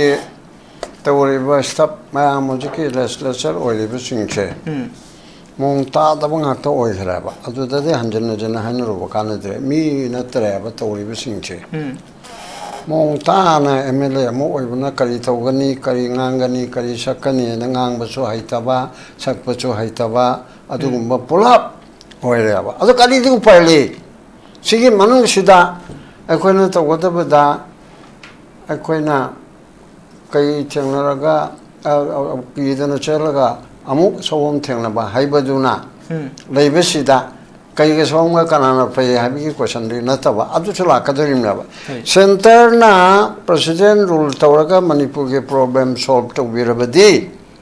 तौबिगदबु ओरबदी चामद चनी फयबा मधु थाजदेबा नंबर 1 सेंटर ना दिसंबर भावगे मनुंगदा गवर्नर की खुथांगदा आईडीपी सिंचे मयुम दा हंजिल हंगनी दैट मीन्स चुरचानपुर दगी लिसिंग तरह चांगा दो चुरचानपुर दा अदुगा मोरिया दा लिसिंग अहुम खरे हनबदो हंजिल हनबा कांगपोपि दा लिसिंग अनिरोम दो हंजिल हनबा अदुगा on the other way other hand Kuki मैम इम्फाल दा तारंबा अरिबा कुकी चिंगदो अदु हंजिल हनबा हाइबना करी तौरगे अबा सेंट्रल हंजिल हंगनी हाइबसे ममांग अतोपा मफमदसु एना हाइगरे सिगुम बमदि तौरे आई इसिंग थांना बिदम इसिंग थोकपा चक्की नत्रगा आई चाक चाने द चाक थोंगना बसिंग का नत्रगा गैस तबे अंचांग लेदना खोदन सिंगै तौबा हौरे मै थागा कदबदा ngaire हाइबदुना थब खल तौरे हाइबनिदना आईडीपी मायामची हंजिल हनना बा अमखक्तंग हायुने अमखक्तंग हाइबदि ओ चचानपुरदा yom lising mga taruk oramani ko mi lising tarik ka kano ay khangdre karam jaga no patalen ngaktani tombagi yom china kalai bo oi ba para marbumi o hengarabani hongbagi yom china karam ba kalai no ondana khotana adagi adu tawba horabra yum sanana ba uwa natraga chek nong pai ba horabra adigi adu dana yaro security thamabra kaya yum kaya na saduri se government amount kaya re asi amat tawdana December ba mununda hanjil hanjini hai center na adu kama hanjil handuri oidu oiraro ba ko oiraro ba yum chanana ba cho chanpuda haudri moreda haudri kangpokpe da haudri on the other hand kukising chu impanda chanana bagi haudri kaya honari ba जाते हैं कोई के कांसी से soap तो ना बा होने बना हाना दरकार नहीं सरकार से बा कोई ना बके छोड़ना है को फजे है बा इचु याय बा कांसी से सोप तो रहा है कांसी से सुमले हैं तो बो ओइरा बनी ना मणिपुर बु अतोमी मचा दोना लौरगा लेबा इंडिया न तब दोना इंथोक तो न थम बनी ना तौजरकनी हाय बिसिमा तौजरा अरोय बा अदो रबदी आगे डिबेट छे तौजरा ओइ दबले रबा सेंटर ना अदम तो भाई कोई के फटके जरा भाई चाहे ना उन्हें शासन पाइप का अदु सु तो वो फारो है रबा कमाई तो उतारे अदुर दी कोई नेपाल की मोंगदला आसे है बिरो ताबा मसाना ऐने जोन कॉन्ट्रैक्ट रो हरी दो मणिपुर सरकार ने तोरे फतरे सरकार सेंटर ने तोरे फतरे अदु दे ऐने हे ततना है बिदो जोन 18 के डबल जोन कॉन्ट्रैक्ट तरो तोरे सिरा अदु न तनु पाली तबा अदु तोरे शेयर सु पॉलिटिशियन मायामची चिंथोगा तौदरीबा अदो रबुदी काशी सी सोप तौननबा आईडीपी के मयमदा हननबा फटखिदरबा स्टेप मयाम से मसिना ngakhtang mangda thammeraga chason masa amtang maming on tawraga tu mayamna inme yaba su leyaba ka tu ya ko bata dudi haibu bude honate center na chu tawro enam tawdraba ado khoi na tawraga chu ngamro en leithoga di adu phagadra फटखेदरबा चाइना उदुना अंतन तौरगा मोय मरुमने खोय मैमने इंदना कदाय बो चटपे याय यादे हायबजे यादरगा थुगायरेदना यादरगा थातरको मयगा सेमगा देदि थुगायरगा अदुदि करिनो ओगेदबा आराजो ओइबो खोपा ओइन मोंग अमा लाक्सरने बको अदुसो खोयना पामदबा वाकन खैतंग खनबा सिटिजन मोयना बीजेपी की फत्तबा बीजेपी की शासन की तौदबा मीना तबगी वांगांगदा खोयसे ngang लाई अदुबो प्रेसिडेंट रूल ना मुगे ना फाबकी ओबरा खतंग बाबू फबलेते बा लम्बी जतबे जो हेक्टर सेंटर न होना दन न तेबा खोने पिल थादन तौरे ngasi manga tharan mu daji khara khara chatpe yare khole na haire yana na babu de khara hotna rambe ya adu dege president rule na yum khunda leita hanna ba tawbana te ba president rule na lambi chatpe yahan barna te ba through court of law na hairak padi tawde ya da na tawri imya ba adu redi center se mami to na mami pangan na ba mam pangan na ba tawbe se ai individual mayam na lao ba khong ba du ni ti kaim tar ro ba aduna phatke dara ba sing chi marakti ki sarkar mul laga mami de oyo oisanu na madu de khoi mam ni il laga na ta du pai li ta ba sarkar du li ta ba president cha ta ba de ki so mayam chu asiba da una chum lai ra ba hai bi kharim ta to bungam da ba Lairiba mele phatke dara ba BJP ki ne hai ba mayam si da milising ani ne om they so dona ko MLA di sok yaro age MLA di mithai yerli age MLA di khongban tauri age MLA di sing pithai azuna ko MLA sok yaro kwadi ge maro je ko ki praja sing sina ba phatke dara ba sason phatke dara ba miu chingche masibo ko ondan na thammemni aduga mas khongban gar tor ma moi jaga ma tam ko MLA si ma mu phabalete matungda suma mu thaga kadamni haidimne ba chi jaga sida yam luba pot amana ba koina united ge type ta contractor ke type ta tauchi ga na hairip se arem ba tare ba mayamni phakhi drom mayam se ko ondan le ba ko sigi film sida chumle ri election tor so moi pulap adum la kana ba hong da ba ya ro ba hong da ba ya ro ba aduna sigi sida center na crisis solve to bina ba karingmam ta to de Center na khatang to we habi ki parman ongte piune moi hana ki performance minister adu dana di center na Narendra Modi ji na Amit Shah ji na ayu ngtinung dang tum cha ba khang de bang ke hot na bi kari hot na ri no ama khauta lo no hot na su yam la Supreme Court na haile praja ge pha thabuk to na hot na to lo no hot na ba yaroi miam khang han yadam ne hoi official na ta secretary confidential li bidun amani ko yan mi pun ge ama magi aduna taba chaukat thorang plan to dak miam da khang han ge damni ai khoi cheng yen ge dori ai khoi adu to ge dori ai khoi yum sa ge dori paisa chuk pi gare pi ge besi chummi chumde loi na khang han ge damne ba amat ta to dre ba manipur si mi lei taba lei pa tumi kang ge lei pak ton ai su yaw na ni mi na taba second class third class citizen gi thak ta khoi lei re ba lei re ba ni na ama so ma so si re ba marang asida sarkar da mak sem tu na aina pam gi wa na te sarkar central so dum ama sem so ama sem tu na di assembly ka pham hai bam dila kan ni dana assembly pham de ko na hai te khang de hari che tum puthong na re ba assembly de di opposition ruling mi ge kan chi puthor ka dam ni na adu bau dang ol su phai ba songlai helai ta ba di khatang lai bi phai ha bi wa ni da aduna adu ko mi ki pol adu da chome constitution ki matang sa nam ge so na hai le chome ba president rule lok thok ka dam na adu ai khoi no u li di sakar sem by the center na sem ka dei ne ba center na sem ge de o no hom so na se ta ba na wa ra wa re par par adu di sem go ahead har ga lok thu e har ga no ala ko sa ka dori ne ba adu di adum follow to ka dam na president ul chi se ha na lok thu e har ga manga tar ni ngai ga sakar sem do na te ba he lok thok ba ga khodak tu da sakar sem na bit lok thok pa he lok thok pa ga sakar sem ba asidi oidorim ne aduna Rameshwor na hari do moi khang da ba ko ta ba mayam or ga chu ma hari do ai ko sem ge ne claim to ge hai bane claim hai bane ba masai president rule do lok thor ang na ba adu ki claim do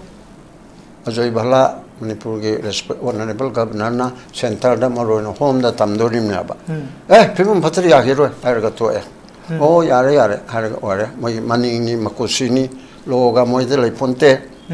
constitution matugina adu khanga dabni ga lai ponte political power ne ba Amit Shah na center na tori bise lo da na te ba adu mami thangda lo da challenge tor kane na moi na ha pa mi do noi ma meeting toro hana ge performance mission na propose to si moi ge chatna bini BJP congress ki nang lo tho bani na nang na kana sai ta se na traga hong ba se chau ba se na propose to party direction ne to dei ni meeting phamaga ma tore har second na kana tore ma second third fourth minister labor mem da khoi na support tore har amatu oiba mala le ga logi matung in de sarkar se mati oidoi ne ba madu ki sem na bo na ba da moi leader khan da moi macheng manung da bahut tha da na raga asinu oira ni kai na moi ngat na lanai ona to ba ya ro ba BJP masung Congress di national ki leadership union minister ama natraga general secretary ama ani ohum observer guide na ohum mari du thammau kanda maram do tumina face to face unna kanda mana majority di tai ado suma dum ohelsi ka haibsi tawraga legally ekoi ma ngona ta anno post electore hana khabada wa tawraga mithai inna ga dorim na ba adugi potuni aduna hojiki wai mathangda muktanga hagisra asada second round small warga yam no ai koi ge mitop na ngak pu budi ai ge isa sin adi iramdam gi mina ngak pu hena khong sab lei ga thai wo khon ni no ai duga ni super round gi waza lak sending sin ai koi ge hoji thengnari ba session asi ge mari leina na yam na nu ai ta ba hai ba tare koi ge IDP sing gi koi ge ngasi gi Mele Rameshwor Fondo Pusida IDP Singh Perform Super Lihabetare, IDP Singh is Kalaganda, Kogi, Lenga Nasu Makoida, no Maguna, Marfuga Mari, Makoida, DVD, Koi P. de Habatare. I was Hana IT, Han Dagi P. Regalabani, Luga Lupa Marishina, Hana Singh Yorum, the Singh Yoraga, Lupa Marfu Marishara Cosida, Kogi, Saji Ward Lipcam the Labor Muishina, Hamakoida P. Passing, Handopugi protest tawna singba khoi lingang na piri basi khoi lupa mari pi basing leifam phanglaba matam no paisa si lojage adu hoji hoji ki oina di hanadagi vegetable amadi atai item sing leina nabagi piri ba lupa ITC gi matakta siengi yawarga lupa mari khak hengatlak basina khoi da makoi da manage tawang ngamloi haibana singbu wafam phongtola kan paisa sing handoki ba khoi ningam da bam khoi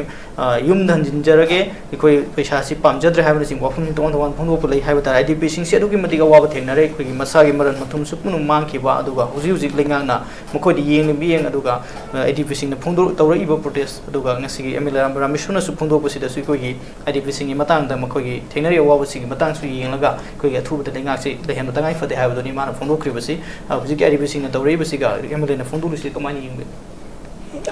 IDP की अवाब सिंधु करी है government formation तौरगा मदुगी अवाब दो कोन बंगम गदराबा main issue दी IDP Sindhu मागे मैंने पामजरी दी मागे हाना लेरम मफम the हंजिलगा लेबा महाना हिंगंबा मकोइना तांजरबा पुंशी की livelihood लेरंबा अदुगी दा सेन तालंबा स्पेशली मोरिया द लेरबा मी सिंधु हल्लगा मोरिया कारबार तौजरगे हिंबा चुरचानपुर कारबार तौबा नत्रगा लौबा अदुनेबा पामजरी से हरिबा हजे पॉपुलर गवर्नमेंट अमा लागा हारिबा मदुगी अपामद थोंगनबा ngamgadराबा अदा अखोइना हंगिबा क्वेश्चन दे और तौहनिंगिबदे सो को हजिकी बीजेपी की MLA सिंगसिना ngang matamsida lebaki hai lebaki ngang sida maitai khaktai ngang yabraba manipur se kuki gi lamsul lamni naga gi suni ada अखोइना हंगी मखोइना गवर्नमेंट फॉर्मेशन तौबसे स्पेशली कुकी की MLA तारा सिदगी हो यारे अखोइ पॉपुलर गवर्नमेंट में सेमसी अखोइ पुना लेबाक की प्रॉब्लम से सॉल्व तौमिनरसी अखोइ पुना IDP की अवाब से अखोइ लफोसी हाइदना तौबगी वाफम से होगिबा सही अनि मखाइ सिदा तादे हरिबा कुकी की MLA सिंगदे अखोइना ताबो हाइबो हजि फावबदा सेपरेट एडमिनिस्ट्रेशन पियो हाइना मरक मरकता हाइबगे दगी हेना मणिपुर की पॉपुलर गवर्नमेंट अखोइ सेमसी हाइना हाइबसे अखोइ याव तादे अदुदा करिगुंबा हजिकी पॉपुलर गवर्नमेंट सेमबदो अदु अखोइ अपोज तौबो वानते कुकी की लेबो MLA तारा सिसु पॉपुलर गवर्नमेंट अखोइ सेमबे यारे अखोइ पुना वर्क तौमिनरसी अखोइ की लेबा लेबा की समस्या से तौरसी हाइदना माइ तौन यारा अबोइदी फनु फै हरिबा अदो कुकी की MLA सिंगतु यावदना हजिक अखोई कनो से लेबाक की सरकार से सेम यागद्रा हानसु पिया लाक्तरगी ममांगदा लेरंबा कुकी की मिनिस्टर अनी लेरंबदो मखोय ऑनलाइन दा इंटरनेट दा मोय ऑफिस फाइल सुरमी इम्फाल दा लेंगमदे हजिक अनौबा कुकी की मिनिस्टर अनी मम हापेन खरसे अनौबा सरकार दा अहुम हापे बोरसो मोय लागे इम्फाल दा ऑफिस कारगा वाक तौबदो ngamgadra अदु बोइदी हानि फिवम दुदा अदम हंजिनगदोइरा अदगम सरकार सेमेन खलसी कुकी की MLA सिंधु राजभवन दा लागा वसक लौब ngamगदोइरा अदुना अखोइ खक्तगी मैतै हेदना मैतै खक्तगी खलगा अखोइ सरकार सेमु मतमदा अखोइ की मणिपुर की क्राइसिस से सॉल्व तौब ngमोय अदुना अखोइना आइना MLA हजिकी BJP की MLA specially Meitei सिंदा अखोइना हाइनिंगबदी अदगी ex chief minister Birendra जी हाइनिंगबदी मादी लीडर ओरमिमनी माइ मखाद लेरमिमनी BJP की लेरिबा कुकी MLA सिंधुगा मा टेलीफोन दा सि वरी सानरे सि यानरे नत्रगा हाइबा मणिपुर लापा याद्रगजु गुवाहाटी दिल्ली दा कुकी की MLA सिंधु मोय कौरगा BJP की MLA खक्तंग मीटिंग तौगे जु ngasi जु बुक्ता दि हरिबा करी ngangrage सही अनि मखाइ सिगे मनुंग सिदा BJP की MLA तरेत कुकी दा बिलोंग तौबो लेरिदुगा मखोय करी कम्युनिकेशन तौरगे हाइबदो ngasi बावदा मखोय फोंदोरक्ते मदुना ताकपदे मोय कम्युनिकेशन तौदे तौरमगदा आगसु मखोयदो पॉजिटिव ओरा नत्रगदि अखोय दा मसिनबो मोगिना सुइसि याइबो हाइसु यादेबो हारसु पब्लिक की फोरम में थमगदोरिनेबा अदुना त यामना अखोयगे मैतैगे MLA सिंग यानारे अदु अदा MLA कुन मरी मंगा लेरे सरकार सेमगे हेक्ता हाइबा अदुना दि कसु यारा नजैगे भारत सरकार से अपंग मनते हरिबा अपंग मनते हेदी मखोयदि यामनो होलिस्टिक ओइबा मवंगदा कम्युनिटी खुदिंगमकी अपामबा पामदबा मयामसिंगसे लोइना बैलेंस थमगा मसिगी खलधादोइनी मदुदेदा मयामसिंगसिगी खलधार मतुंगदा मसे मणिपुर की ओइना फनी इंडिया की ओइना फनी हाइबा मतमदुदा ꯁꯤ ꯇꯧꯔꯁꯤ ꯍꯥꯏꯅ ꯂꯥꯛꯀꯗꯣꯏꯅꯦꯕ ꯑꯗꯨꯗꯤ ꯅꯠꯇꯕꯗ ꯍꯧꯖꯤꯛ ꯂꯩꯔꯤꯕ BJPꯒꯤ MLA ꯂꯩꯁꯤꯡꯗꯨꯁꯨ completely disunity ꯂꯩꯕ completely leadershipꯀꯤ ꯉꯁꯥꯏꯒꯤ power hungry ꯑꯣꯏꯗꯅ ꯑꯩ ꯆꯤꯐ ꯃꯤꯅꯤꯁꯇꯔ ꯑꯣꯏꯒꯦꯅ ꯇꯥꯟꯅꯔꯤꯕ cabinet minister ꯑꯣꯏꯅ ꯇꯥꯟꯅꯔꯤꯁꯤꯗ unity ꯄꯨꯔꯛꯄ ꯁꯨꯡꯉꯝ ꯉꯝꯃꯣꯏ ꯑꯩ predict ꯇꯧꯒꯦ ꯍꯥꯏꯔꯤꯕ ꯍꯧꯒ ꯂꯥꯛꯏꯕ ꯊꯥ ꯈꯔꯁꯤꯗ ꯍꯧꯖꯤꯛꯀꯤ unity ꯂꯩꯔꯅꯤ ꯒꯥꯏꯁꯦ ꯑꯩꯗꯤ ꯑꯦꯖ ꯃꯤꯁꯝ ꯑꯃ ꯑꯣꯏꯅ ꯃꯁꯤ ꯂꯥꯛꯀꯗꯧ ꯃꯥꯟꯗꯦ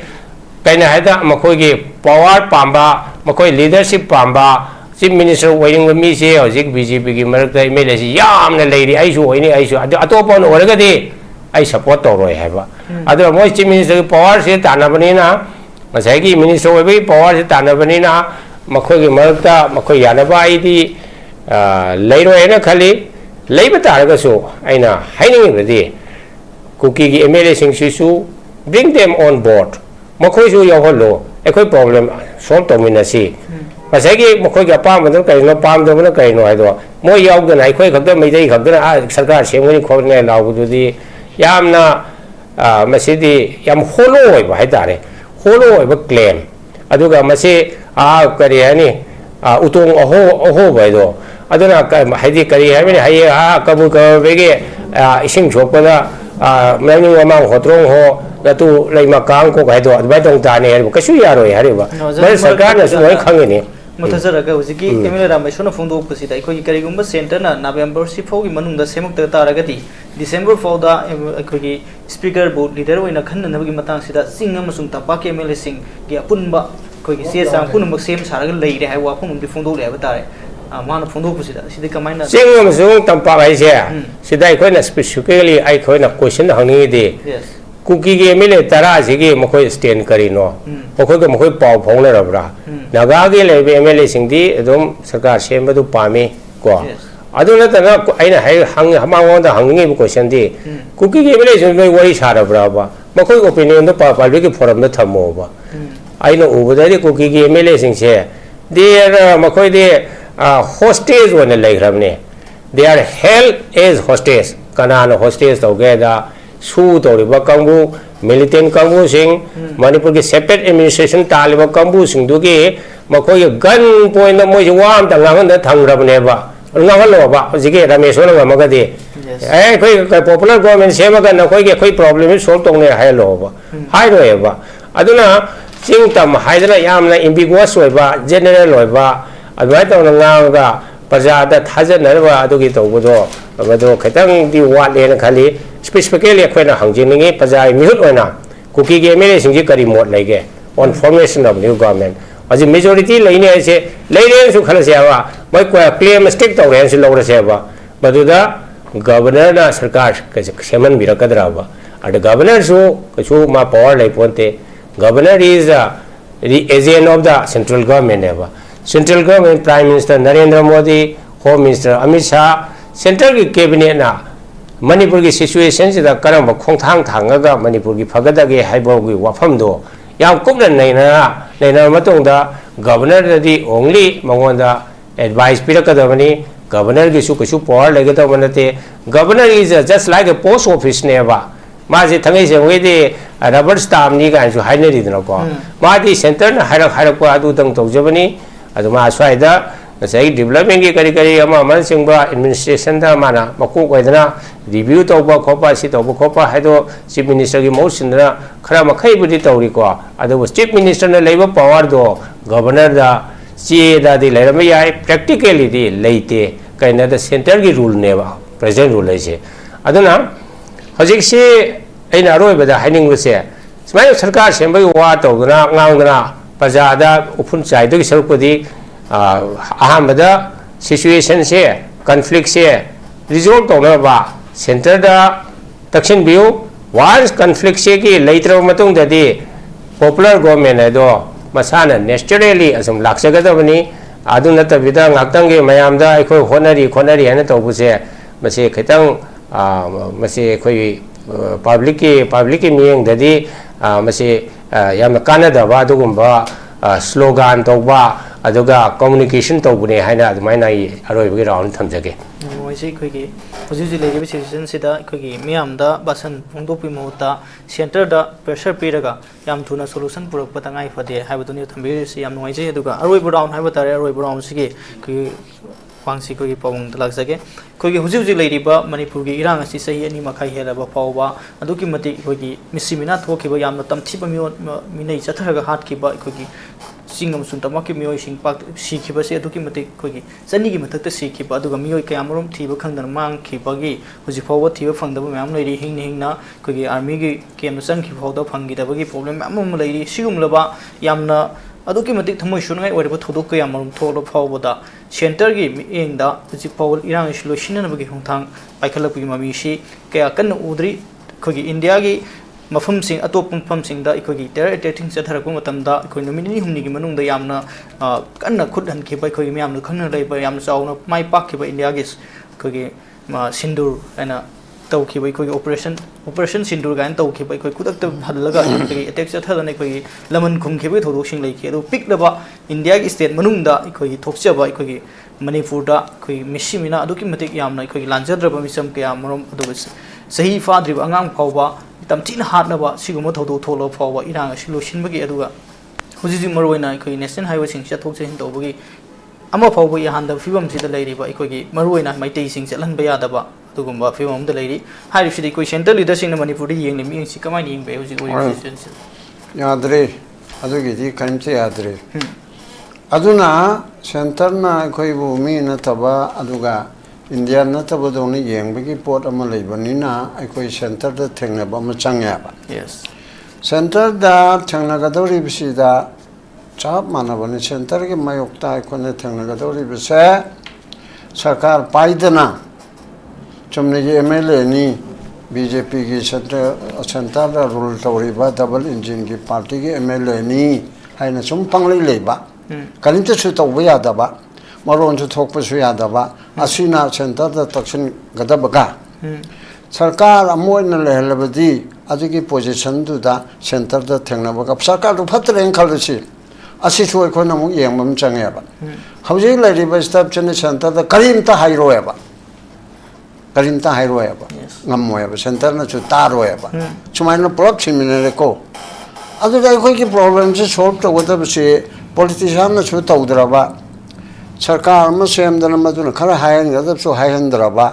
ꯑꯗꯒꯤ ꯁꯦꯟꯇꯔꯅꯁꯨ ꯇꯧꯕꯤꯗ꯭ꯔꯕ ꯑꯗꯨꯗꯤ ꯀꯔꯤ ꯇꯥꯔꯦ ꯁꯦꯟꯇꯔꯗꯤ ꯁꯨꯛꯇꯧ ꯇꯧꯔꯔꯣꯏꯕ ꯁꯦꯟꯇꯔꯅ ꯇꯧꯗꯕꯗꯣ ꯐꯠꯈꯤꯗ꯭ꯔꯕ ꯁꯣꯟꯈ꯭ꯔꯕ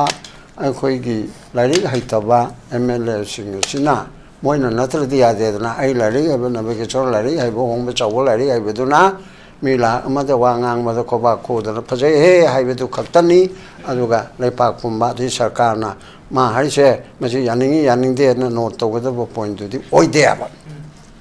ꯑꯗꯨꯅ ꯍꯧꯖꯤꯛꯀꯤ ꯍꯥꯏꯔꯤꯕ ꯃꯥꯅ ꯁꯔꯀꯥꯔ ꯁꯦꯝꯅꯤ ꯈꯣꯠꯂꯦꯅ ꯑꯩꯅ ꯂꯧꯕꯗꯤ ꯅꯕꯀꯤꯁꯣꯔꯅ ꯂꯧꯕꯗꯨ ꯈꯤꯇꯪ ꯈꯦꯠꯅꯩ ꯀꯨꯀꯤ ꯌꯥꯎꯔꯒ ꯁꯦꯝꯗꯣꯏꯅꯤ ꯀꯨꯀꯤ ꯌꯥꯎꯗꯅ ꯀꯃꯥꯏꯅ ꯁꯦꯝꯗꯣꯏ ꯑꯩ ꯚꯥꯞ ꯇꯥꯗꯦ ꯀꯨꯀꯤꯗꯨ ꯀꯔꯝꯍꯥꯏꯅ ꯌꯥꯍꯜꯂꯝꯒꯅꯤ ꯑꯩꯈꯣꯏ ꯏꯊꯧ ꯅꯠꯇꯦ ꯍꯣꯝ ꯃꯤꯅꯤꯁꯇꯔ ꯃꯌꯥꯝꯅ ꯄꯩꯁꯥ ꯄꯤꯕꯔꯥ ꯊꯦꯝꯕꯔꯥ ꯀꯔꯤꯅꯣ ꯀꯔꯤꯅꯣ ꯇꯧꯔꯝꯒꯅꯤ ꯑꯗꯨ ꯂꯝꯕꯤ ꯆꯠꯄ ꯈꯣꯠꯄꯗꯨ ꯌꯥꯔꯒꯗꯤ ꯃꯣꯏꯁꯨ ꯌꯥꯎꯅꯤ ꯍꯥꯏꯕ ꯑꯃ ꯂꯩꯕꯅꯤꯅ ꯑꯩꯈꯣꯏꯅ ꯀꯨꯀꯤ ꯌꯥꯎꯔꯣꯏꯅ ꯎꯕ ꯌꯥꯗꯦꯕ ꯅꯥꯒꯥ ꯌꯥꯎꯔꯣꯏ ꯄꯥꯡꯒꯜ ꯌꯥꯎꯔꯣꯏ ꯍꯥꯏꯅ ꯎꯕ ꯌꯥꯗꯦꯕ ꯁꯔꯀꯥꯔ ꯄꯥꯏꯔꯤꯕ BJPꯒꯤ ꯃꯅꯨꯡꯗ ꯃꯅꯤꯄꯨꯔ ꯊꯨꯒꯥꯏꯕ ꯄꯥꯝꯕ ꯃꯟꯇ꯭ꯔꯤ ꯌꯥꯎꯅ MLA 3 ꯂꯩꯈꯤꯕꯗꯣ ꯇꯥꯟꯊꯣꯛꯇꯦꯕ ꯑꯦꯛꯁꯟ ꯑꯝꯇ ꯂꯧꯗꯦꯕ ꯑꯗꯨꯅ ꯁꯔꯀꯥꯔ ꯁꯦꯝꯕꯗꯁꯨ ꯑꯩꯈꯣꯏꯗ ꯌꯥꯎꯖꯔꯣꯏ ꯍꯥꯏꯔꯒ ꯑꯃꯤꯠ ꯁꯥꯍꯅ ꯅꯔꯦꯟꯗ꯭ꯔ ꯃꯣꯗꯤꯅ ꯌꯥꯒꯗ꯭ꯔꯣ ꯑꯗꯨꯗꯤ ꯐꯥꯒꯤ ꯇꯥꯔꯦꯅꯦ ꯍꯣꯏ ꯀꯅꯥꯒꯨꯝꯕꯅ ꯃꯣꯏ ꯌꯥꯎꯒꯦꯔꯥ ꯌꯥꯎꯔꯥ ꯃꯦꯖꯣꯔꯤꯇꯤꯕꯨ ꯑꯣꯏꯔꯕꯗꯤ ꯑꯩꯗꯤ ꯑꯗꯨ ꯍꯥꯏꯅꯤꯡꯗꯦ ꯁꯣꯏꯗꯅ ꯌꯥꯎꯒꯗꯕꯅꯤ ꯊꯦꯝꯒꯦꯔꯥ ꯍꯥꯏꯒꯦꯔꯥ ꯇꯥꯟꯊꯣꯛꯀꯦꯅ ꯇꯧꯒꯦꯔꯥ ꯑꯗꯨꯗꯒꯤ ꯑꯉꯛ ꯐꯪꯅ ꯀꯤꯍꯟꯒꯦꯔꯥ ꯏꯗꯤ ꯄꯥꯟꯒꯅꯤ ꯍꯥꯏꯒꯦꯔꯥ ꯄ꯭ꯔꯃꯥꯟ ꯑꯃꯅꯤ BJPꯒꯤꯗꯤ ꯑꯗꯨ ꯌꯥꯝ ꯍꯩꯌꯦꯕ ꯅꯣꯏ ꯁꯔꯀꯥꯔ ꯁꯦꯝꯕ ꯌꯥꯎꯗ꯭ꯔꯕꯗꯤ ꯑꯗꯨ ꯇꯧꯔꯦ ꯅꯪ ꯍꯦꯛ ꯇꯣꯛꯄꯗꯅ ꯏꯗꯤ ꯌꯥꯝ ꯂꯩꯔꯤꯕꯅꯦꯕ ꯊꯦꯝꯕꯔꯥ ꯀꯤꯍꯟꯕꯔꯥ ꯅꯝꯗꯅ ꯇꯧꯔꯒ ꯁꯔꯀꯥꯔꯁꯦ ꯀꯨꯀꯤꯒꯤ ꯃꯟꯇ꯭ꯔꯤ 2 ꯅꯥꯒꯥꯒꯤ ꯃꯟꯇ꯭ꯔꯤ 2 ꯍꯥꯟꯅ ꯂꯩꯕ ꯃꯑꯣꯡꯁꯦ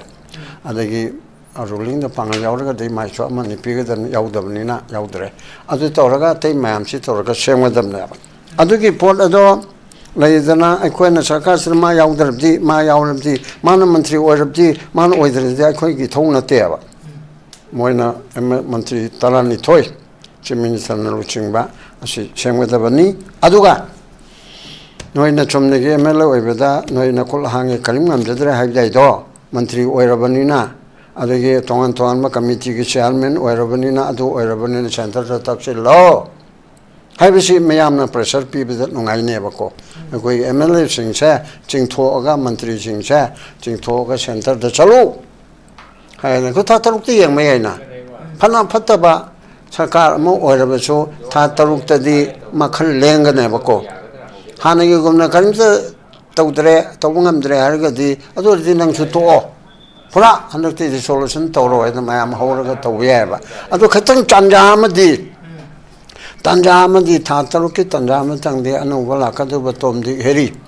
moi manu de ge dum tabne ko agona apan ba yamna haiba singba lali ai chu haiba ma pan de mi lawraga tawba ya da banina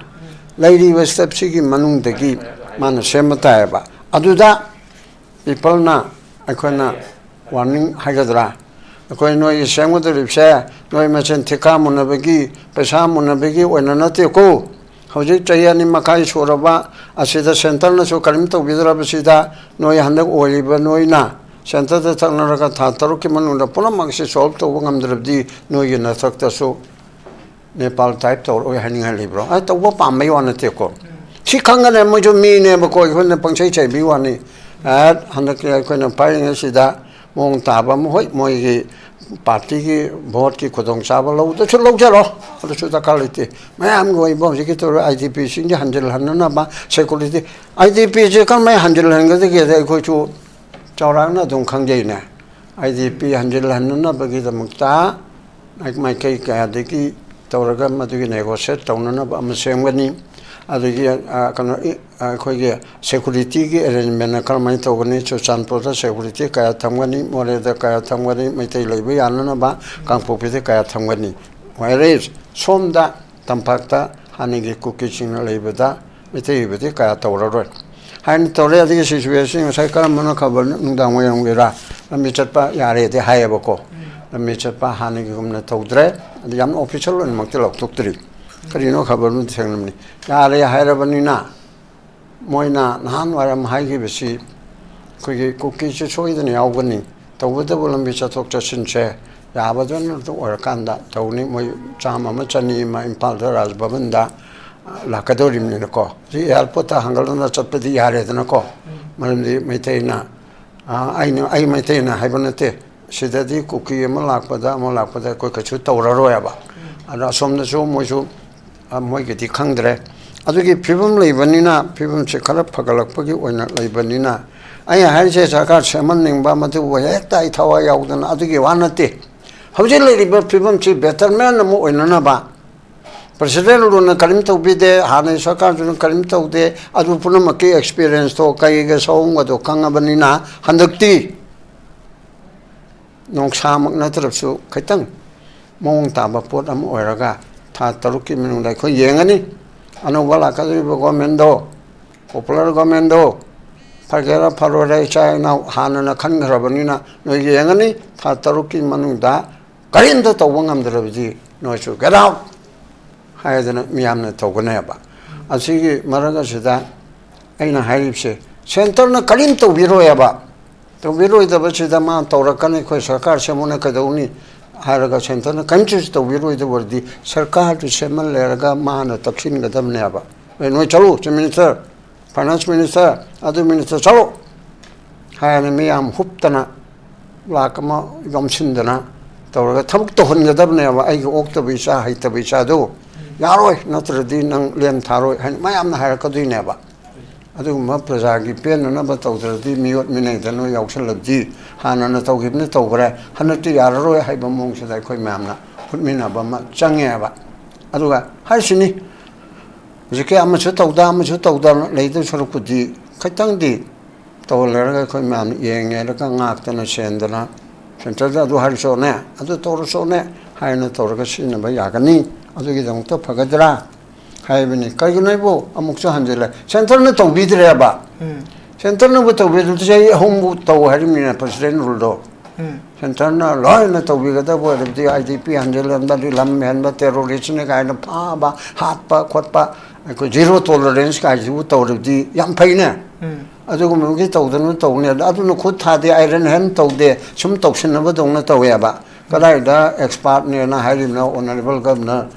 ꯀꯩꯅꯣꯗ ꯌꯥꯝ ꯍꯣꯝ ꯃꯤꯅꯤꯁꯇꯔ ꯍꯣꯝ ꯁꯦꯀ꯭ꯔꯦꯇꯔꯤ ꯑꯣꯏꯔꯝꯃꯦ ꯑꯩꯒꯤ ꯃꯣꯠꯇꯗꯤ ꯃꯥ ꯁꯤꯗ ꯂꯥꯛꯄꯗꯗꯤ ꯁꯤꯗ ꯃꯅꯤꯄꯨꯔꯗ ꯍꯦꯛ ꯂꯥꯛꯄꯗ CBIꯁꯨ ꯆꯝꯃꯤ NIAꯁꯨ ꯆꯝꯃꯤ EDꯁꯨ ꯆꯝꯃꯤ ꯒꯚꯔꯅꯔꯁꯨ ꯆꯤꯞ ꯁꯦꯀ꯭ꯔꯦꯇꯔꯤꯁꯨ DGPꯁꯨ IAS IPS ꯂꯥꯛꯏꯕꯁꯤꯡꯁꯦ ꯃꯅꯤꯄꯨꯔꯗ ꯍꯦꯛꯇ ꯂꯥꯛꯑꯗꯤ ꯀꯩꯅꯣ ꯑꯃ ꯑꯣꯏꯅ ꯃꯥꯡꯉꯦꯕ ꯑꯗꯨꯅ ꯑꯗꯨꯒꯨꯝꯕ ꯂꯩꯔꯤ ꯃꯌꯥꯝꯁꯦ ꯑꯩꯈꯣꯏ ꯚꯥꯞ ꯇꯥꯃꯤꯟꯅꯔꯒ ꯍꯧꯖꯤꯛ ꯆꯍꯤ 2 ꯃꯈꯥꯏꯒꯤ ꯑꯦꯛꯁꯄꯤꯔꯤꯌꯦꯟꯁ ꯂꯩꯔꯕꯅꯤꯅ ꯑꯩꯅ ꯅꯪꯅ ꯅꯕꯀꯤꯁꯣꯔꯅ ꯑꯩꯅ ꯆꯤꯞ ꯃꯤꯅꯤꯁꯇꯔ ꯑꯣꯏꯔꯨꯕ ꯌꯥꯕ ꯃꯟꯇ꯭ꯔꯤ ꯑꯣꯏꯔꯨꯕ ꯌꯥꯕ ꯅꯠꯇꯕꯅꯤꯅ ꯈꯪꯗ꯭ꯔꯕ ꯍꯩꯇ꯭ꯔꯕ ꯃꯌꯥꯝ ꯃꯔꯛꯁꯤꯗ ꯑꯩꯈꯣꯏꯅ ꯇꯥꯛꯇꯅ ꯑꯩꯈꯣꯏꯅ ꯂꯥꯎꯗꯅ ꯑꯩꯈꯣꯏꯅ ꯇꯧꯗꯅ ꯑꯣꯏꯍꯟꯕ ꯆꯨꯝꯕ꯭ꯔꯥ ꯍꯥꯏꯕꯅꯤ ꯑꯗꯨꯗ ꯀꯔꯤꯒꯨꯝꯕ ꯑꯝꯇ ꯎꯄꯥꯏ ꯂꯩꯇ꯭ꯔꯒꯗꯤ ꯄꯨꯡꯇꯣꯛꯇꯣꯛꯑꯣ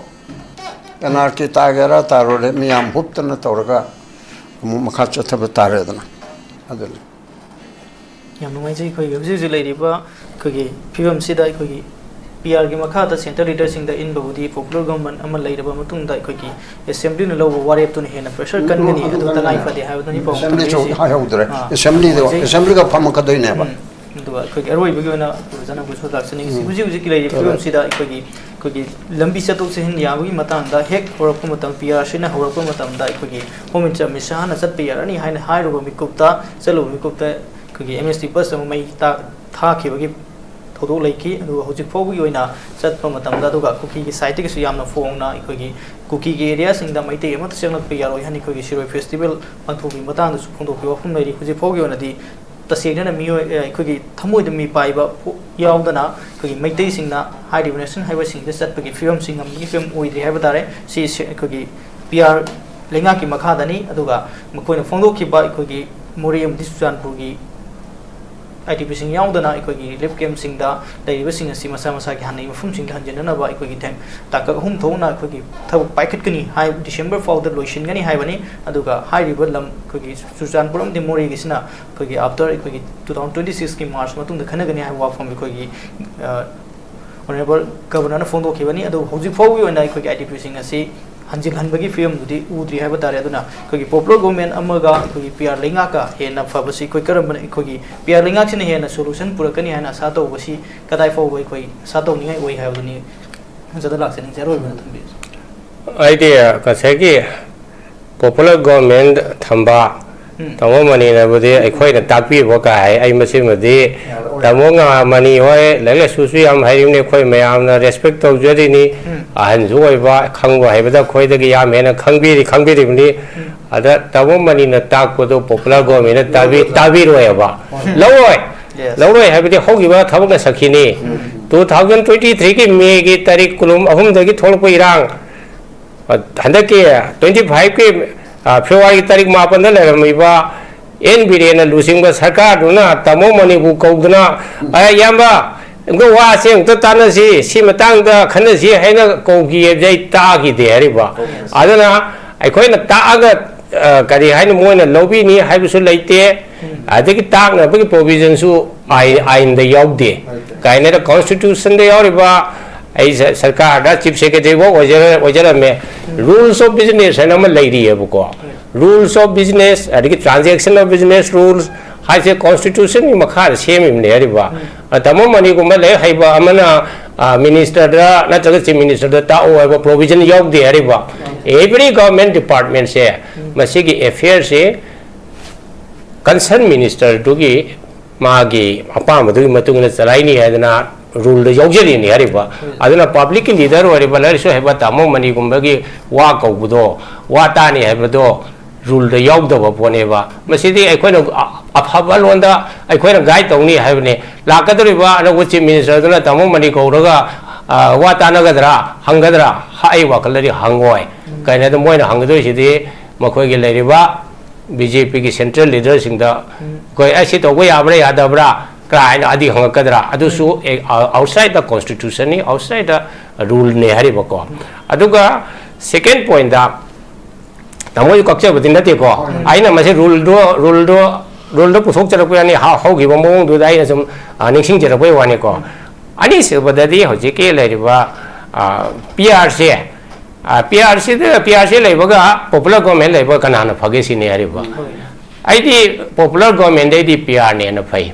PR na phai haina aina haije se kari kino PR pamu we wana te ai khoi ki manipuri conflict se resolve to bada ngasai ki PR lai bani hena maside help to gani facilitate to gani popular government am lai raga ngasai ki hana birian lai matam da noi maitai yoi ba sarkar bias oi ba sarkar birian bo maitai ki chief minister haina hairi ni hojik su chief minister se adum makoi maitai noi ba se sum pamoi hariba adam makoi na cookie singi comfortable oi ba se makoi mising changbai wante ko makoi ki point of view du su ekoi sum ekoi khangdab di ya de na sarkar semge hariba leader am oi ge hariba leba nga ke tardi leiriba community khuding mak chi ki view point je khoi loina masi khangba ta bani masi accommodate tawna bu hona ga dam ne ba community ama natra community ani khaktang ki view point da hong de sakra ga de atei no he ne thap to kini and separate administration tan ba da he na mateng pa ka ni aduna ai khoi na hik to ga do ba di suppose ai khoi na central government to go se dai khoi pen da ba yam lai hari ba suppose aham da IDP sing se mayum da hanjan ba makho ge separate administration transaction no masi gi da makta khoi ngang na ri ba negotiation to ba matu gi thabak se kari da to de ba hojik se da mo na negotiation to mi se kari gi no su sign to na ba ge su extension to wi wa ne ri ba su extension gi sign to na ba lo gram matung da ngasi bok da negotiation nam ta to de negotiation gi process leite aduna ngasi je ekoi manipur se center na karimata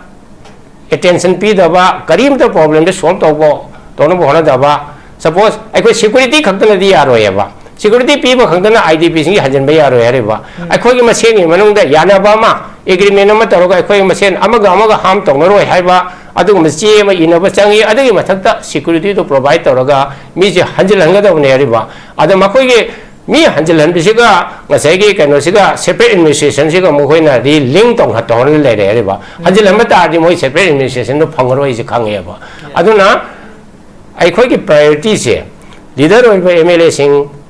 sina ma khoi gi priority se kari no is khang ga da ne ma priority to sarkar se ma power pai ba wan chakre ba adu saruk di negotiation to na solution si poro odana center da makoi wakat from thoi demand to from thoi hunger strike to from thoi ariba demonstration to ga ne ba adu atra swai da sarkar semni laguna di manipur gi rang je phan bada ka su mateng pangwe na yin mai hajage yam no jai ngasi gi ki thamjai topic sida call for fresh all if government permission fails Rameshwor hai ba topic sida koi khana na da saru ya biri ba to do na nai ra boy koi manipur gi prajami amna koi mieng thamnari bo jani ni koi pabung advocate senior advocate aduga former acting chairperson manipur human right commission pabung uthagasari aduga oja NABAKISHORE retired IAS aduga former chief secretary oja busu thagasari asigi thamjai topic sida me amna koi ojani na su phaja phaba opponent ka thambire aduga huju maru oina manipur gi irang si lochina na setter lainga na amadi PRC gi manung da tawrakadaba thabak sing tawhaning ba thabak mayam ma tawdri haji adu makata na tawrak pa yai adu oja gi opinion gi matungina PR lenga ki manung da suksoi sodan solution si purakani purakna bagi thabak tawusini hena kudong sagani habani adu koi oja mani nai koi gi popular government amuna pressure piraga thu da solution purak patangai fadaba lai habaduni tongan ba opinion mayam thambiri mayam su comment sing da sigi opinion sing ji thambiu adu ngasi saru yabiri bo pabung amadi oja bo thak phonu seri adu ga meng da bu nang so roi bani kono ru khurumjari thank you nurse singidamak achoba opportunity ama buduna lakchari madudi hauzik Malaysia na Indian nurse singi oiba khudong chaba pinabagi damak midiang changlakli VC nursing loiraba chahi ahumdagi tadana experience leiraba miyoi singna khudong chaba asi lobiho khudong chaba adudi thagi oiva salary 1 lakh overtime incentive free accommodation ticketing amasung long term visa asina chingba khudong chaba sing asi fangbigani akapamalo gidamak makada pisariba 7005273217 natraga 7005063196 ta contact tabiro natraga aikhogi office nordestminto.tv building hata new chakun road ta lengsinbirau Class 12 amasung graduate loiraba mahiro singidamakta Germany da hospital program tambay yabagi khudong chaba pisari hairiba program sing adudi ahanbada accountancy hairiba stream asida tamnabagi damakta commerce background leibaga loinana 60% fangba oigedabani anisubada hotel management hairiba stream asida tamnabagidamakta any stream da 50% fangba oigedabani ahum subada electronic engineering hairiba stream asida tamnabagidamakta physics chemistry maths background leibaga loinana 60% fangba oigedabani mari subada mechatronic engineering hairiba stream asida tamnabagidamakta physics chemistry maths background leibaga loinana 60% fangba oigedabani manga subada construction engineering hairiba stream asida tamnabagidamakta physics chemistry maths background leibaga loinana 60% fangba oigedabani taruk subada automatic mechatronic engineering hairiba stream asida tamnabagidamakta physics chemistry maths background leibaga loinana 60% fangba oigedabani taret subada electrical engineering hairiba stream asida tamnabagidamakta physics chemistry maths background leibaga loinana 60% fangba oigedabani nipan subada medical technician radiology assistant MTRA tamnabagidamakta any stream da 50% fangba oigedabani mapan subada medical assistant amasung tara subada nursing haribasing asi tamnabagidamakta 12 natraga graduate loirabasingna apply toba yagani loinana hariba program sing asi tamba mahiroi singna thagi oiva stipend listing 100 dagina 1 lakh phawba chahi ahum phangani loinana 100% job guarantee in Germany da oigani loinana 100% education loan to support tawjagani akupa marol gidamak 7005063196 ta contact tawbirau